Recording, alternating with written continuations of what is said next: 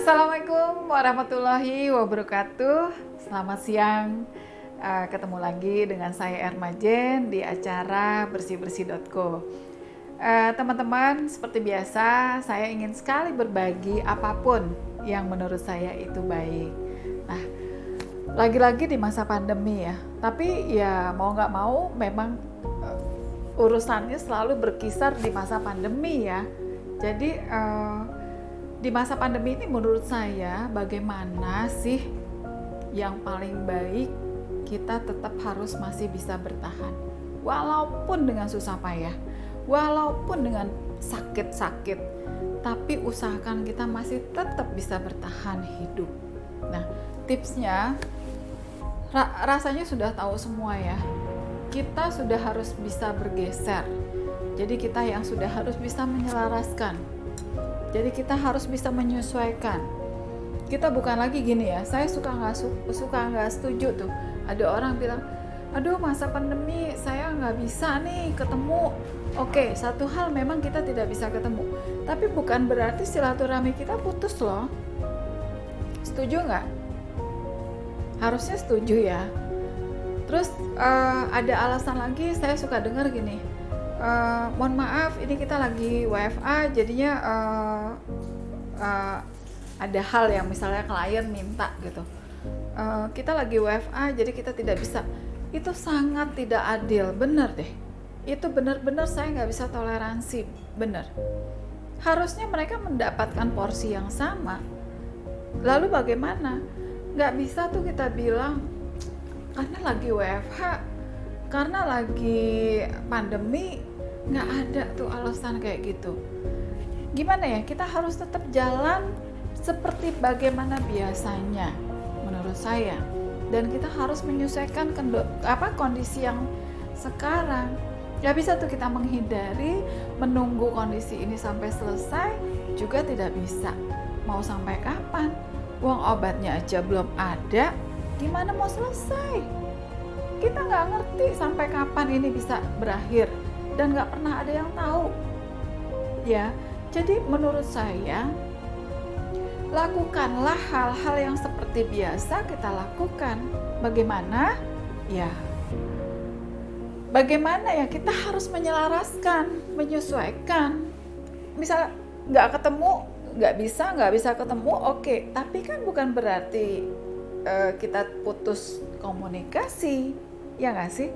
Kan bisa dengan melalui Vicon, bisa dengan melalui Zoom, bisa melalui dengan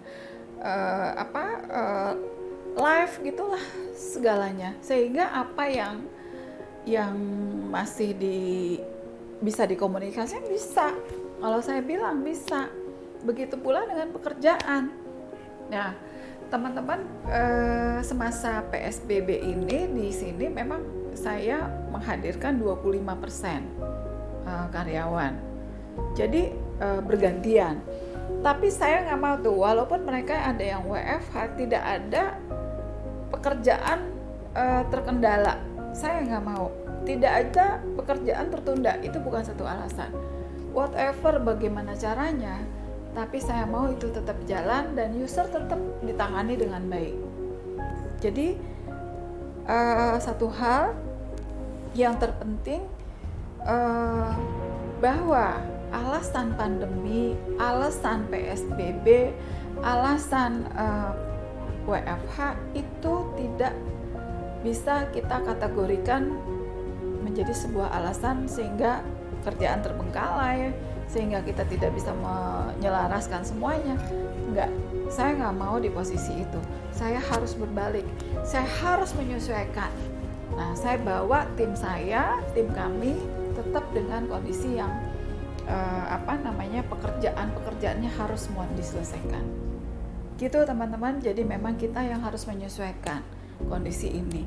Tetap untuk yang tangan harus kita cuci terus, untuk yang masker kita harus pakai. Nah, sekarang saya pengen bicara karena belum pakai masker, takutnya nggak pada kedengeran, kan kita jauh ya, saya jauh.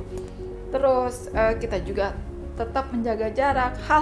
Hal-hal seperti itu tetap kita harus perhatikan. Saya setuju itu, dan itu semua kondisi, kejadian, nggak ada yang kebetulan dan nggak ada yang buruk. Jadi semuanya baik tentunya. Jadi positifnya itu teman-teman, sekali lagi tetap semangat. Masa pandemi adalah masa kita bertahan. Walau sesusah apapun tetap dalam kategori bertahan. Ya bismillah, insya Allah posisi ini kita lalui dengan baik. Kita lalui dengan